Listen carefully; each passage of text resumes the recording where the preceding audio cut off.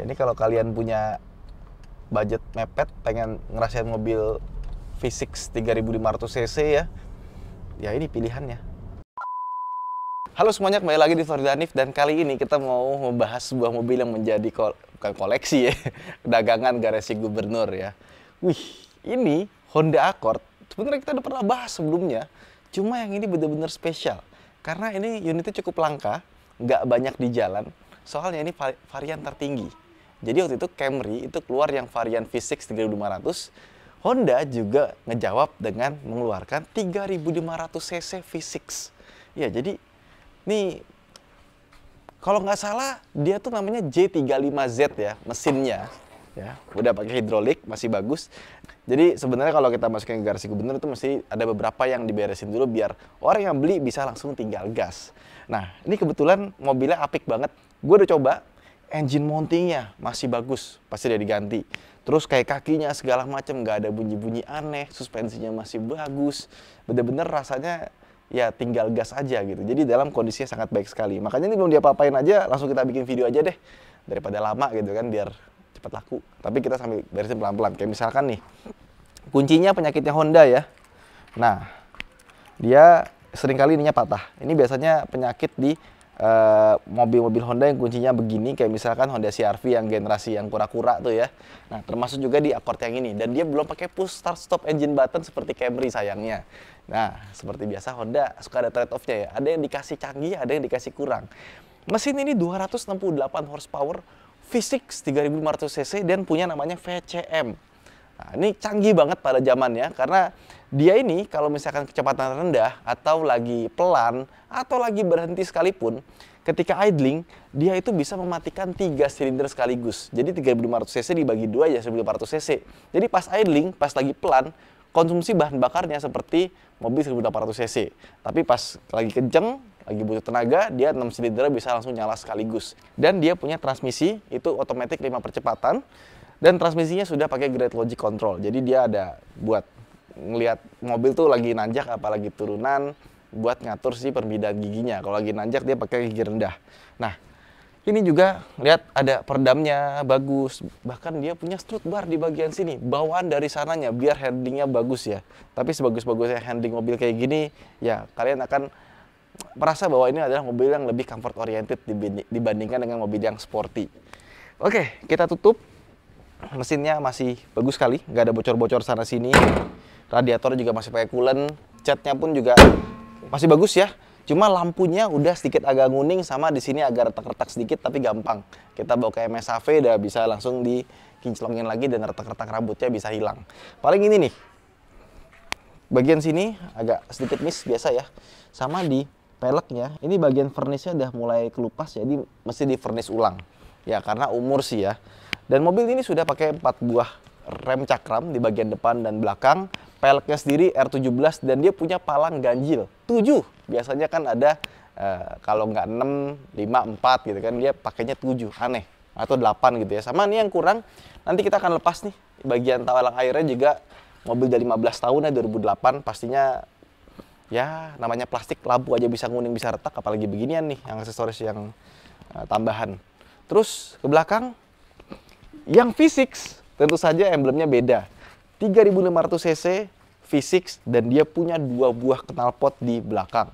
Wih, kebayang kalau kalian beli mobil ini terus pengen jadiin bahan modif ya. Udah kebayang lah. Ganti knalpot suaranya kayak gimana. V6 gitu loh. Terus dibuka bagasinya. Sayangnya dia nggak ada tombol buat buka bagasi belakang.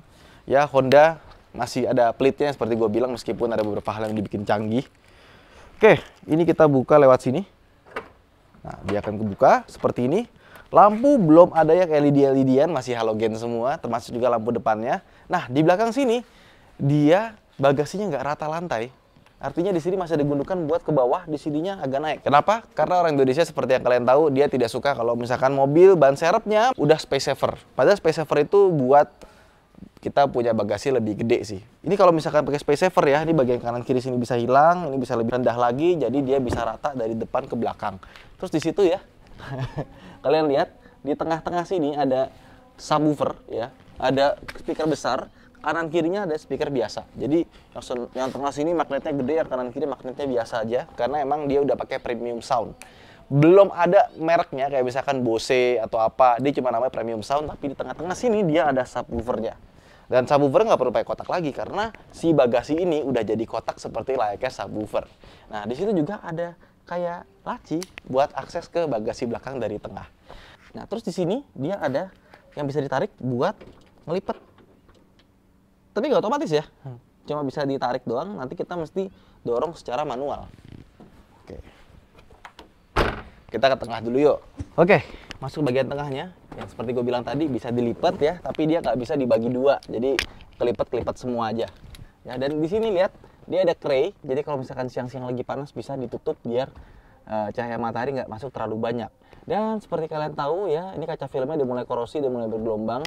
Karena ini kan masalah bawaannya pikul ya. Jadi kaca film itu dia pasti bisa korosi, bisa jadi rusak kalau kita pakai udah lama. Jadi kaca film itu ada masa waktunya juga, nggak bisa bertahan selamanya. Mau mereknya apa aja, yang bagus jelek, kalau misalkan dipakai buat harian, apalagi kena panas, pasti makin lama makin rusak. Terus ke belakang, dibandingkan dengan Camry ya, Camry itu ada tombol-tombolnya di sini, yang ini nggak ada. Kursinya biasa aja ya, tapi enak. Ini empuk semua, terus sandaran kursinya juga pas, meskipun dia agak keras. Kalau kita tutup di sini, nah ini juga buat dipegang tangan tuh pas gitu. Dan ini masih ada kotor-kotor sedikit ya, karena seperti yang gue bilang ini mobil baru datang, belum diapa-apain. Kalau misalkan kita bersihin ya, kita detailing, pasti bisa kayak baru sini. Ini kulit-kulitnya masih bagus kecuali yang sebelah sini nih. Sini agak sedikit kerutan, di sini kerutan, maklum usia, sama di sini lemnya udah mulai lepas. Jadi gampang sih, bisa dibetulin. Ini lemnya udah lepas, tapi plafonnya itu masih bagus ya. Bagian sini ini kayak udah agak lepas, tapi sininya masih bagus semua ya. Sama dia sudah ada sunroof. Dan sedan mewah di zaman itu pasti dia punya AC di bagian belakang sini ya. Cuma kalau zaman sekarang mobil 200 jutaan aja udah ada yang pakai AC belakang kayak gini. Kayak contohnya apa ya? Coba komen di bawah. Oke, sekarang kita masuk ke dalamnya ya. Dan seperti yang kalian lihat di sebelah kanan sini kulitnya udah mulai jelek, tapi masih bisa di repair ya. Yang sini karena jarang didudukin, dia masih bagus. Beda sama yang sebelah kanan. Dan dia sudah punya airbag banyak. Jadi ada curtain airbagnya, ada airbag di kursi, sama depan kanan kiri tentunya. Nah, masuk ke dalam interiornya. Ini interior kelihatannya futuristik, canggih. Kita buka ya biar terang ya. Ini juga sunroofnya masih bagus, masih bisa dibuka dengan baik. Ini kesannya canggih banget gitu kan, ada layar tengahnya. Cuma pas kita starter ya, baru kelihatan agak kuno. Masih pakai puter-puteran ya. Camry udah pakai push start. Nanti dulu, ada VSI-nya juga. Wow, masih talk chair ya. Masukin ke D, nggak ada jeduk sama sekali. Halus banget, udah masuk ke D tuh. Dan getaran mesinnya juga masih bagus. Emang beda rawatan Honda ya. Nah, ini head unitnya sebenarnya suaranya bagus. Seperti yang gue bilang, dia pakai premium sound. Dari sini aja udah kelihatan tuh Twitternya tuh dalamnya tuh kayak warna silver gitu dalamnya. Tapi sayangnya ya, dia yang bagian atas ini cuma buat audio, bawahnya buat AC, dan dia belum ada Bluetooth. Jadi dia masih pakai aux ya, sama ada USB. Dicolokinnya ke sini. Jadi di sini ada tempat penyimpanan, di sini ada colokan USB sama power outlet 12 volt. Di sini tombol-tombolnya tuh banyak, kelihatannya modern banget. Kesannya tuh kalau kita ngeliat ada layar di tengah sini ya, kayak kita masuk ke BMW. Zaman dulu mungkin dia pengen ngikutin seri 5 yang E60 ya. Ada puter-puterannya di sini, layarnya tengah gede gitu ya. Tapi sama Honda dibikin semuanya tombol-tombolnya ada di sini. Yang di sini ini tombol-tombol buat AC, dual zone ya, sama tengah buat seberapa kencang anginnya. Tapi AC-nya ada di sini. Nah, kita nyalain. Nah, temperaturnya bisa diatur di sini. Terus pengaturan arah AC segala macamnya lengkap tentunya. Dan di bawahnya ini adalah head unitnya yang udah ketinggalan. Dia ada tulisannya premium audio system, tapi emang suaranya enak. Ada 6 compact disc changer ya. Cuma di bagian sininya dia nggak ada speaker tengahnya, jadi stagingnya nggak terasa dari atas. Terus di sini ada tombol puter-puteran ya. Ini buat ngatur next song atau segala macamnya. Tuh, lihat tuh, keren kan gambarnya? Untuk zamannya keren. Tuh, Dia ikut muter juga. Wah, kalau Honda bikin gimmick-gimmick gini jago lah. Tuh ya. Tapi ini bukan MID loh, ini semuanya full buat sih. Mau ganti folder, ya kan? Bass, treble.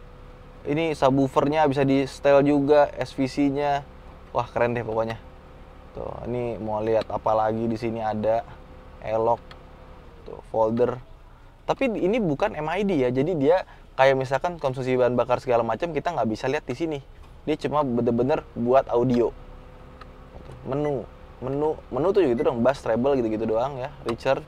Nah, di sini semuanya nih buat pencet load-nya di sini, buat ganti jam ada di sini ya. Dan kursinya yang sebelah kanan sini sudah pakai electric seat ya. Sama ada buat ngatur lambarnya di bagian sini. Nah, yang sebelah kiri dia juga sudah pakai tuh electric seat juga. Jadi electric seatnya nggak cuma di sebelah kanan doang. Cuma dia nggak punya tombol di sini nih. Jadi kalau misalkan buat belakang ya, orang belakang pengen dapat legroom yang lebih lega, dia nggak bisa bikin maju sini. Jadi kita harus manual sih. Kalau misalkan di sini tombolnya sih lebih enak. Dan juga buat naikin turunin crane-nya ada di bagian sini ya. Kita pencet nanti dia akan naik. Nah, di sini ada sunroof yang bisa dibuka dan masih lancar. Gitu. Kalau mobil dirawat pasti masih lancar. Ya, lampunya tentu saja belum LED dan Accord pastinya sudah punya lampu di vanity mirror-nya. Di sini ada sensor buat alarm. Jadi kalau misalkan ada orang masuk ke dalam terus dia ada sensor gerak di sini, itu bisa bunyi alarmnya. Dan buat matiinnya di sebelah kanan, termasuk juga ada buat matiin vehicle stability assist. Dan di bawahnya ada tempat buat naruh koin. Dan storage dari mobil ini juga sangat banyak ya. Ada di bagian sini, di sini ada colokan lighter. Di sini juga ada asbak ya. Di sini ada cup holder 2 biji. Sama ini tengahnya bisa dimajuin. Dan kalau kita buka ya, ini nggak begitu gede, tapi kita dapat ada kotak buat naruh-naruh barang juga. Di sini soft opening dan yang gue bilang tadi, ini terakhir di riwayat service ada invoice di kilometer 124.000 ya. Ini apa nih? Selang tabung air coolant sama scan ECU buat nyari fault. Oke. Buku kitab-kitab juga masih lengkap di sini ya. Dan gue suka setirnya ya, karena setirnya itu kulit, di sininya ada insertnya ya, kayu sama di bawah. Jadi nggak dibikin ngeblok semuanya kayu, cuma dibikin segini aja. Dan di sini juga sudah mulai ada beberapa yang mulai botak, dan dia sudah punya cruise control, lampunya sudah auto, ada sensor di sini, dia belum elektrokromatik, dan dia punya tombol-tombol buat audio. Speedometernya desainnya sih B aja, dan ya cuma segitu aja informasinya, nggak banyak. Di sini kalau kita tutup, kita punya memory seat ya, ada 1, ada 2 sama buat ngesetnya. Dan untuk auto power window-nya, dia ada di sebelah depan kanan kiri. Jadi yang belakang nggak ada, yang kiri sama kanan, yang bagian depan bisa auto. Terus yang unik di mobil ini ya, udah berasa banget tuh yang namanya coast down, khas Honda. Di sini kita akan menemukan bahan yang soft touch ya. Tapi di sini, ini keras, ini keras, ini keras. Ini pun juga keras, tapi kalau yang di sini bagus dibikin garis-garis gitu kayak motifnya bagus ya. Sisanya semuanya keras.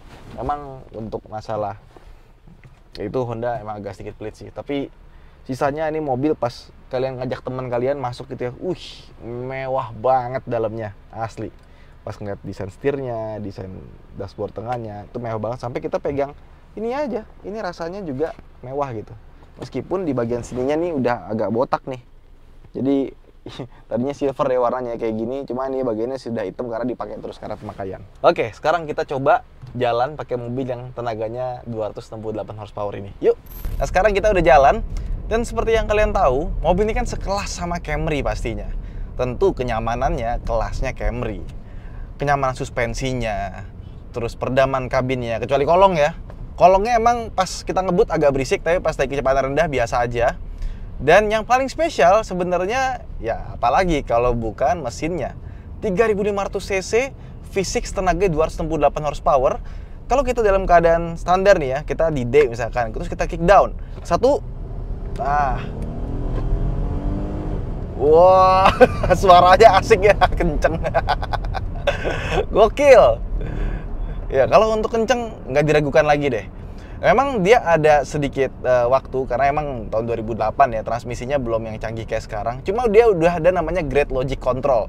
Di mana Great Logic Control itu dia bisa ngelihat kemiringan ya, kemiringan mobil. Jadi kalau misalkan dia nanjak, dia akan masuk ke gigi yang lebih rendah.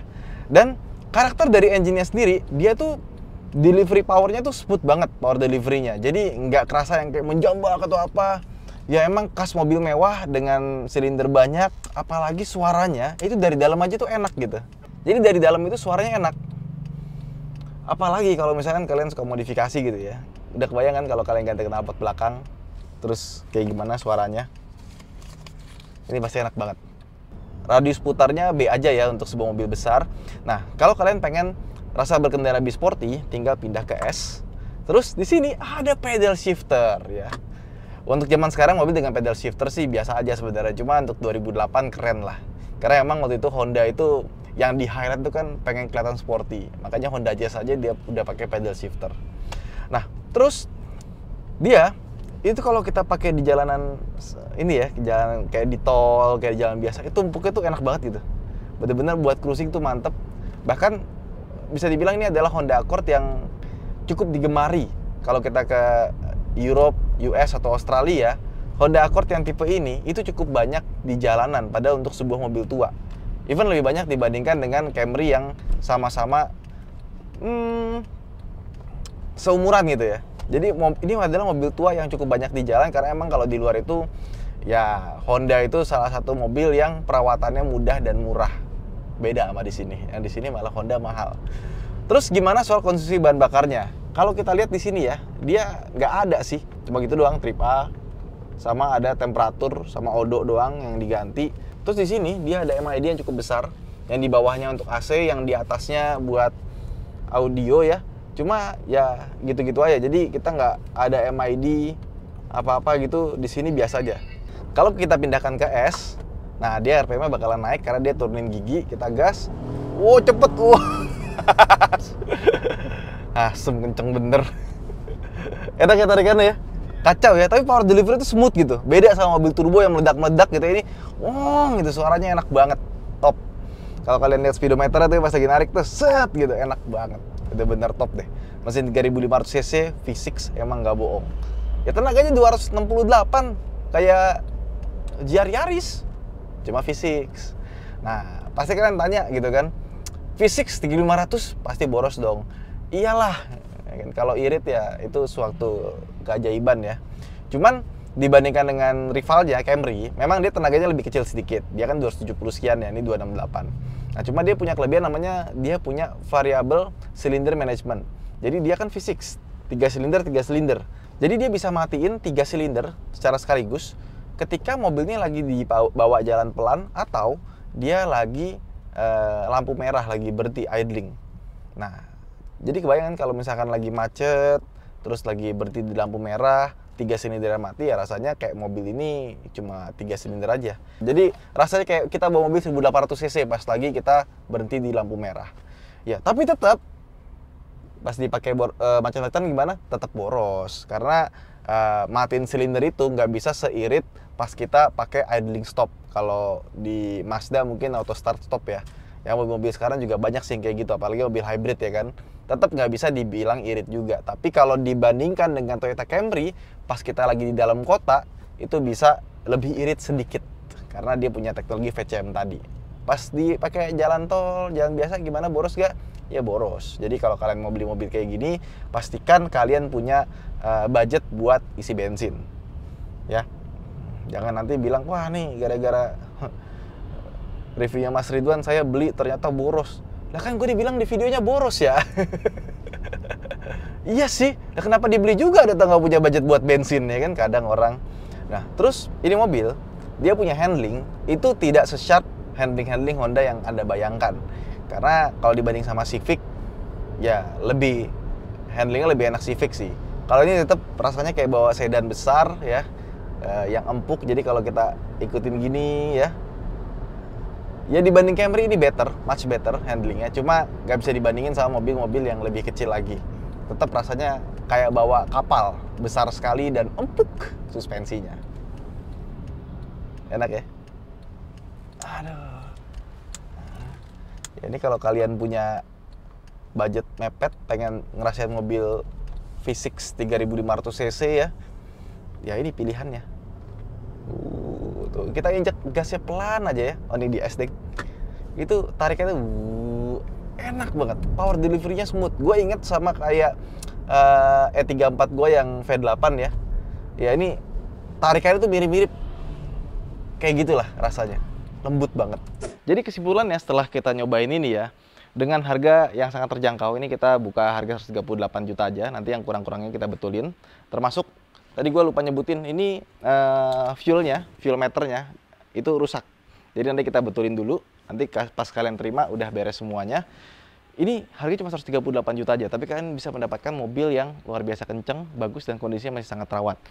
Memang mobil ini tuh mewah gitu ya, kenceng, power delivery-nya smooth, tapi memang karena sudah 15 tahun, sudah ada yang berasa tua, kayak head unitnya walaupun kelihatannya canggih, tapi ternyata nggak ada Bluetooth. Terus kayak misalkan pas kita lihat kuncinya agak turn-down sih, dia masih pakai puter-puteran. Tapi ya itulah, Honda pengen bikin diferensiasi dibandingkan dengan Camry, sehingga dia tuh fiturnya nggak dimaksimalin kayak Camry. Tapi ada yang ditukar. Oke, Camry dapat ini, kita dapat premium sound. Camry dapat push start stop engine button, kita dapat pedal shifter, dan lain-lainnya. Ya, jadi buat teman-teman yang punya Accord atau pernah melihara Accord yang model seperti ini, coba gimana rasanya? Coba komen di bawah. Sarjana Hanif, sampai jumpa di vlog berikutnya. Bye-bye.